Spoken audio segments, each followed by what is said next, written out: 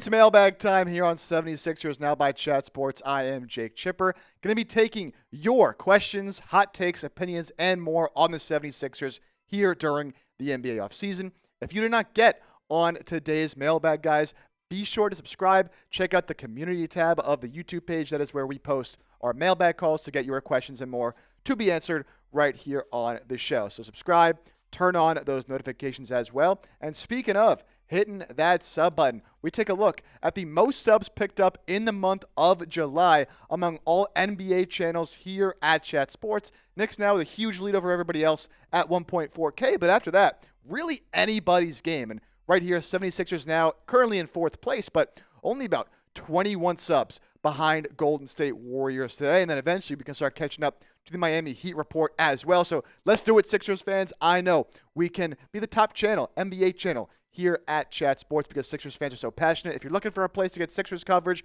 every single day, we got you covered right here on the show. And you get to have fun videos like this where you guys get to get involved as well. So without further ado, let's start the mailbag with a couple of questions here that both had to do with Quentin Grimes. First, coming in from Rahamali asking, can we sign and trade Quentin Grimes for Obi Toppin? And then we got another question from Jatraj, who also asked about a sign and trade with Quentin Grimes, but this one for Jonathan Kuminga, saying he is the best fit at the power forward position. So we're going to kind of answer these both in the same topic because obviously they are both dealing with a Jonathan or a Quentin Grimes sign and trade. Before we talk about Obi Toppin and Jonathan Kuminga, though, in these sign and trades, one thing to know when it comes to a possible sign and trade with Quentin Grimes is there's an NBA rule that makes it very, very difficult to sign and trade these restricted free agents. It's called the base year compensation rule. And to kind of simplify it for you guys,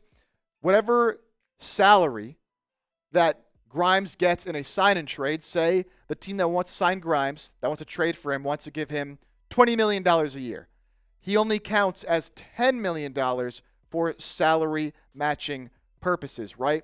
So, for example, if the Sixers wanted to take back a player who was making $14 million a season, they would have to give Grimes $28 million, and the team that wants to trade for Grimes would have to be okay giving him $28 million because of those salary matching rules. So it's a little bit confusing, but just know it makes it more complicated when trying to get these sign and trades done with restricted free agents. But let's go through each of these options, Obi Toppin and Jonathan Kuminga. Look, for Obi Toppin, I think on a base level, he would be a great fit on the Sixers team, sliding in there at the 4, a super athletic, I think, true 4 who can hit the 3 a little bit, a good defender as well, has shown a little bit creating off the dribble, though that would not be his main role. He's really a catch-and-shoot 3 guy on offense, someone who can use that athleticism for crazy putback dunks, flying through the air for lobs. I mean, we saw it in the Pacers' run to the NBA Finals this year. He was a very, very key piece that mostly comes off the bench, but I think on this team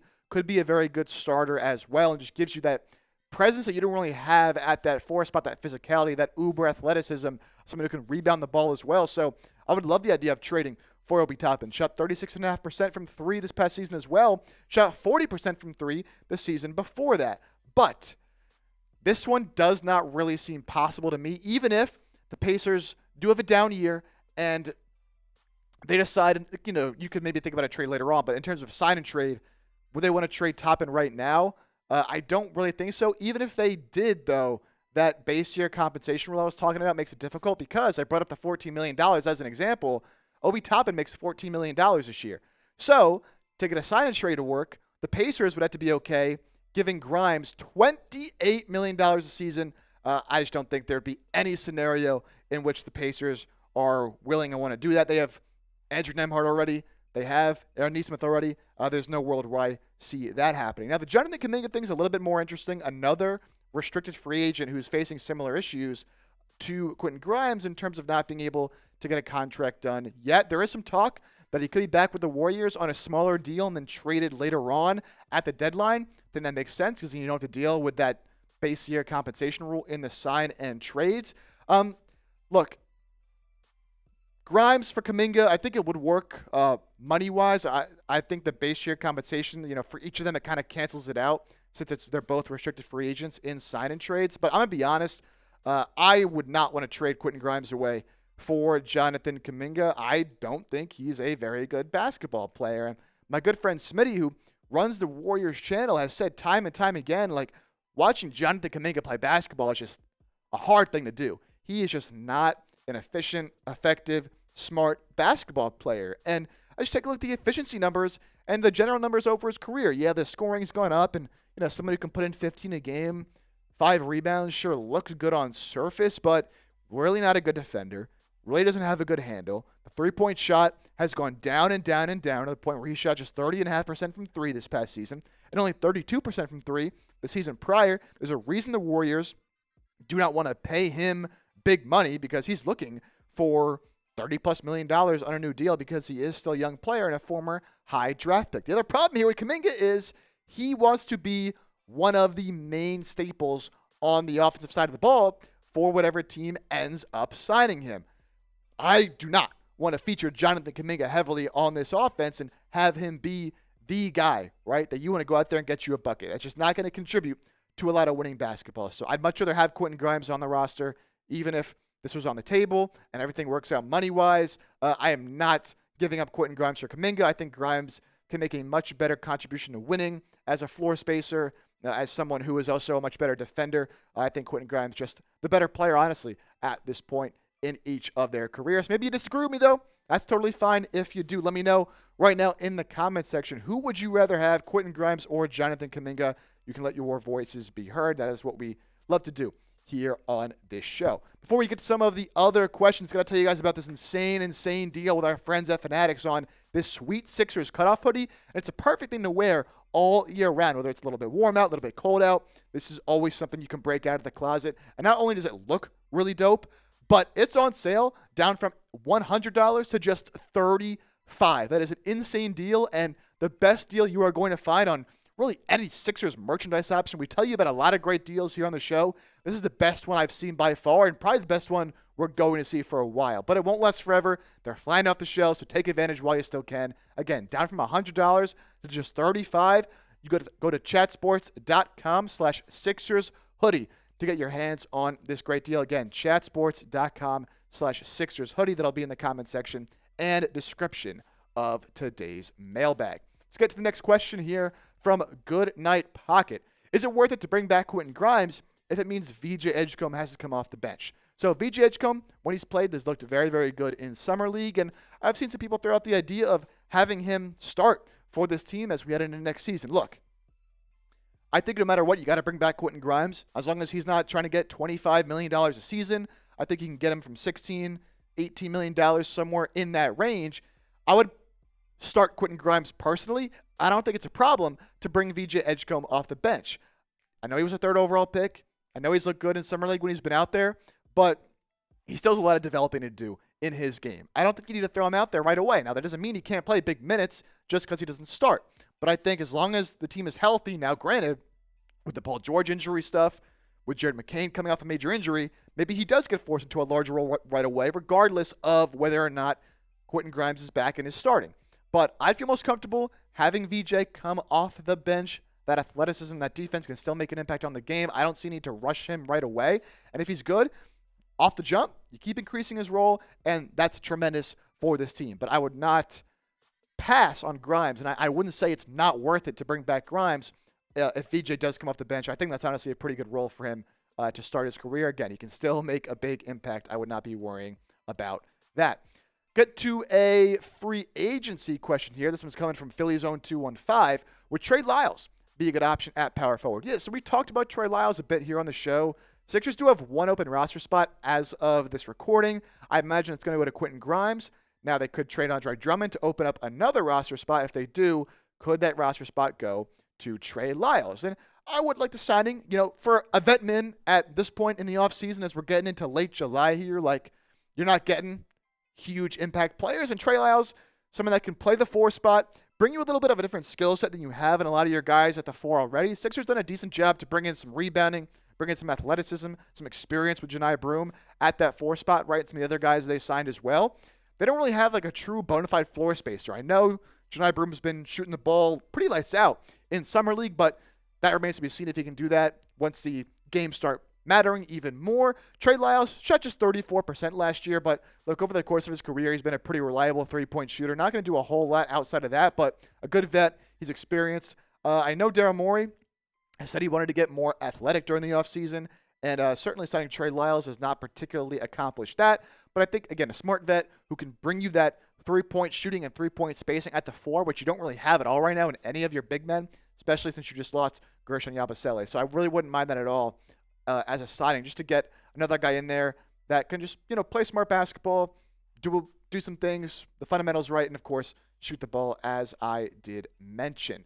Tyler Redfern, 7780, coming in with the question, are we going to end up trading Andre Drummond and Kelly Oubre? Yeah, so talked about this recently on the show as well. It really does line up that Kelly and Andre are probably going to be gone maybe sooner rather than later, although I think definitely by the trade deadline as well, especially with what Daryl Morey had to say regarding the Sixers possibly upgrading during the year. This is what Morey had to say about the Eastern Conference and the Sixers this season. I think it's open in the East. I think that's a fair characterization. I do obviously think that we weren't the only team that's unfortunately gone through a lot of tough injuries. That's opened some things up. But we're going to have to prove that we're with those upper echelon teams in the East. But we do feel like if all things come together, we can be right there. We've given ourselves a lot of flexibility to upgrade the team during the year if things are going as well as we all hope. Focus on that last line right there. We've given ourselves flexibility to upgrade the team during the year if things are going as well as we hope. So that's pretty clearly Daryl Morey saying, yeah, we're going to be looking to make some moves as long as this team is winning some games. And what is that flexibility that he's given this team? When you look at the player salaries, right, and their ability to make trades, I think a lot of the flexibility is the fact that they're not in the second apron, which is very, very big for making trades. That allows you to aggregate player salaries. So what player salaries could they combine? Well, you're probably not trading Embiid, Paul George, Maxey, VJ Edgecombe, Jared McCain. I don't think anyone wants Kyle Lowry, Eric Gordon. Trendon Watford certainly could be a trade in there, but you just signed him and he's boys with Tyrese Maxey. I imagine you want him for at least a full season. Only making $2.4 million anyways, not a huge amount to increase the salary that you get back. So it's really Kelly Oubre at that $8.3 million and Andre Drummond at that $5 million. Those are your most tradable pieces, guys that at least will have some value as well. And with those salaries, again, kind of the leaders in the clubhouse, if you will, as your trade chips heading into this season. I do think both end up getting traded at the deadline. I think the Sixers have a better season. Come deadline time, they're looking to make one more upgrade. I don't think Andre Drummond's a big part of this rotation. I hope Adam Bona really steps up this season, and hopefully Embiid stays healthy. We'll see. And Kelly Oubre, someone you could upgrade from, right? Like, I like Kelly Oubre. I like what he brings. He's athletic. He plays defense. He's hard-nosed. He's a fan favorite. He fits the culture. But the offense is just too inconsistent. Shoots 30% from three. That just can't have that when it comes to postseason time, and you need players out there on the floor that are well-respected on both sides of the ball. So I could see both of them definitely getting moved at the trade deadline. Last one here on today's mailbag coming in from Gary Aylett 7477. And Gary, asking about Damian Lillard. Should we go for Dame? Of course, Damian Lillard coming off the torn Achilles for Milwaukee, was bought out, so he's free to sign with whatever team he does choose and could kind of rehab with that team for a season and then join that team the year after if he signs like a 2-year deal with them. Dame in Philly just doesn't really make a whole lot of sense. Now, Dame's still playing at a pretty high level. You know, the time that he spent in Milwaukee, they certainly didn't reach the heights they were hoping when they paired Damian Lillard up with Giannis Antetokounmpo, but still a good player. But look, he's getting older. I believe he's about 35 years old, just coming off the Achilles tear. The Sixers have Tyrese Maxey. You have Jared McCain. You hopefully have Quentin Grimes. You have VJ Edgecombe, It just really doesn't make a lot of sense for the Sixers to go in this direction. Plus, they can only offer Dame the minimum. There's other teams out there that can give him the mid-level at about that $5.2 million mark. He's been tied to the Celtics. That would be interesting for the league. Dame and Tatum both coming off Achilles tears, rehabbing together, and then he comes in as a starting point guard for that team in the 2026 season. Could be interesting to monitor, and we'll see where Dame does end up going, but definitely does not make sense for Philly. I would not be looking in to Dame at all for this squad. All right, that'll do it for today's mailbag. Again, if you want to get on a future mailbag, got to hit that sub button so you can stay up to date with when we do put those mailbag calls out. And if you enjoyed today's show, if you made it up to this point in the video here at the end, Hopefully that tells me you at least enjoyed it a little bit. If you did, give me a real one down below. I'll be giving a shout out to everybody who types a real one down in the comments section.